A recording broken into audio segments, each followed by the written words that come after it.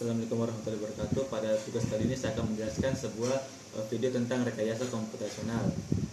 Yang pertama kali saya akan jelaskan yaitu sebuah solusi dari sebuah algoritma. Jadi seperti sebuah komputer, bagaimana cara dia menentukan sebuah rute tercepat. Dia menggabungkan sebuah matematika, algoritma, dan kekuatan komputasi yang menyelesaikan masalah dunia nyata.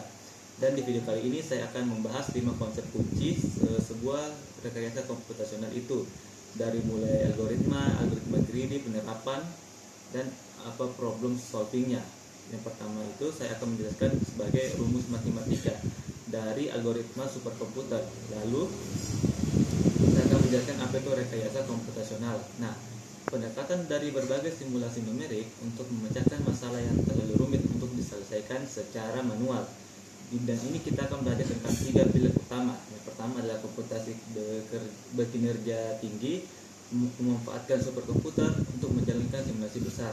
Nah, bedanya dengan pemrograman biasa, kalau pemrograman fokus pada alur dan instruksi dalam menghasilkan suatu aplikasi dan output, maka di sini kita akan fokus untuk sebagai model sistem nyata dan akan menghasilkan sebuah simulasi dan prediksi. Nah, bidang ini dipakai di mana-mana, mulai dari otomotif, kedokteran, dan lain-lain. Sekarang kita masuk ke algoritma graf dan distra. Sekarang ini kita akan masuk ke 2 algoritma yang paling terkenal. Algoritma krusial ini digunakan untuk mencari sebuah pohon, sebuah rintangan atau yang biasa disebut pohon perentang, yaitu menghubungkan semua titik menjadi graf dengan total bobot sekecil mungkin. Jadi kita akan membuat suatu cara sederhana untuk mengurutkan semua bobot dari terkecil lalu diambil satu persatu selama tidak membentuk sebuah siklus. Pada contoh kasus ini hasil akhirnya adalah sebuah pohon yang memiliki bobot 17. Sementara itu algoritma distra dipakai untuk mencari sebuah lintasan paling pendek dari satu titik ke semua titik lainnya dalam graf yang paling berbobot. Prinsipnya itu mulai dari titik awal lalu terus sampai ke titik akhir yang lebih pendek dari semua titik. Dan ini digunakan untuk membuat sebuah aplikasi yang paling familiar dari algoritma ini adalah sistem navigasi GPS yang kita pakai sehari-hari. Lalu ada namanya algoritma greedy. Nah, algoritma greedy ini diilustrasikan sebagai orang yang rakus. Dan rakus dalam mengambil banyak makanan tertentu.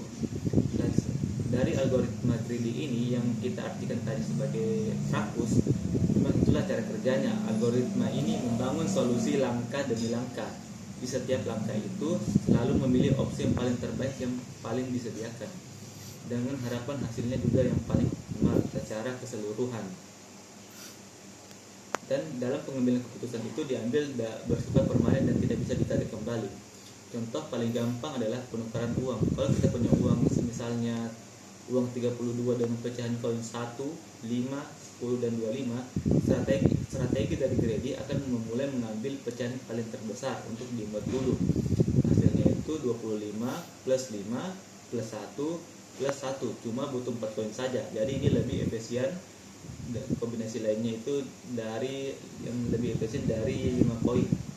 Contoh yang lebih kompleksnya yaitu sebuah selection problem, atau bagaimana memilih sebanyak mungkin kegiatan dalam suatu ruangan tanpa jadwal yang terbentrok. Misalnya ada kegiatan dalam 1 minggu yang paling banyak, kita cari kegiatan yang paling penting dulu untuk diselesaikan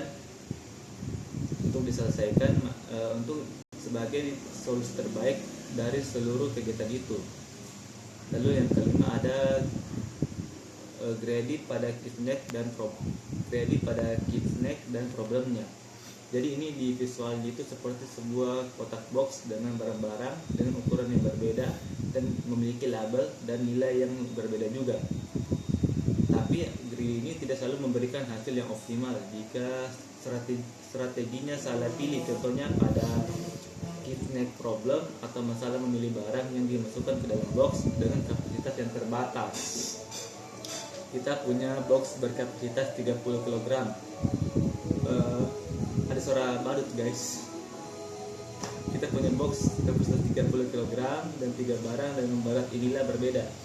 kita coba 3 strategi trading yang berbeda. Pertama, prioritaskan barang yang bernilai tinggi. Kedua, prioritaskan barang yang paling ringan. Dan prioritaskan rasio nilainya yang paling berat. Lalu kita masuk ke 6, ada particle swarm optimization. Jadi yang terakhir ini kita akan membahas sebuah particle swarm optimization atau PSO. Algoritma ini diperkenalkan oleh Kennedy dan Erbat tahun 1995 yang terinspirasi dari perilaku kawanan burung dalam mencari makan. Jadi bayangkan sebuah burung yang terbang dari daerah yang sangat luas, tentu tanpa lokasi makan pastinya, tapi harus juga saling berbagi informasi. Nah, kawanan itu perlahan bergerak maju ke area yang paling menguntungkan. Dalam PSO, burung itu diibaratkan sebagai partikel, dan makanan adalah solusi optimal yang ingin dicari. Setiap partikel punya posisi dan pengalaman terbaik bagi seluruh kawanan. Sebagai contoh, penerapan PSO dipakai untuk mengoptimalkan parameter regresi linear dan memprediksi harga rumah. Jadi setiap partikel memiliki suatu kombinasi, dan semakin baik posisi partikel, maka semakin hebat pula algoritma yang akan dipakai. Nah, sekian dari kesimpulan yang bisa saya jabarkan. Mohon kurang dan lebihnya mohon dimaafkan.